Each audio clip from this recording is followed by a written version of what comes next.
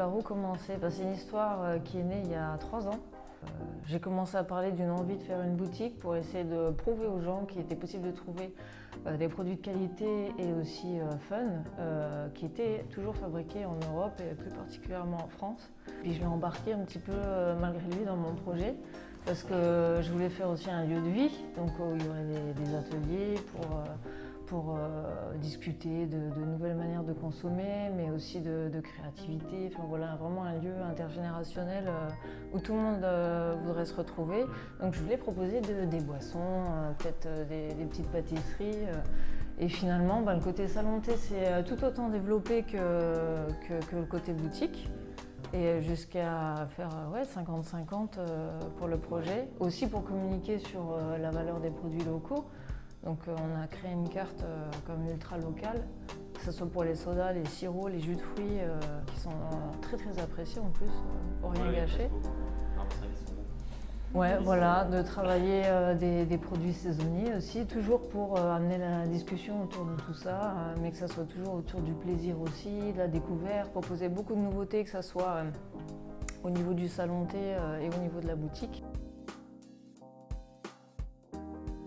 Alors c'est une sélection vraiment très très large, donc ça va de la décoration à la papeterie, un univers enfant. J'ai même voulu proposer des produits pour les animaux de compagnie. Il y aura sûrement aussi beaucoup de céramique, je suis une grande fan de céramique. Il peut y avoir aussi des accessoires de mode, peut-être plus tard aussi de la mode, du loisir créatif à long terme aussi. Donc vraiment pour essayer de regrouper en un seul endroit tout ce qu'on peut avoir besoin au quotidien. Donc oui, ce sera des ateliers créatifs pour mettre en valeur l'art de faire soi-même. Il y aura des ateliers de réparation, sûrement avec des partenaires locaux, ça peut être les Fab Labs ou des associations un peu indépendantes. Autour du vélo aussi, on a pensé peut-être développer tout ça. Et autour de la réparation aussi des objets du quotidien, réparer des jouets, transformer des vêtements de fripe avec peut-être des couturières du coin.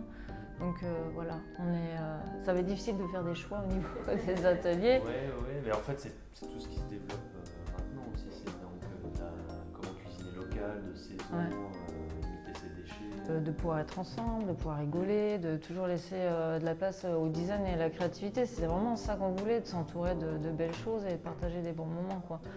Donc vraiment prendre du plaisir.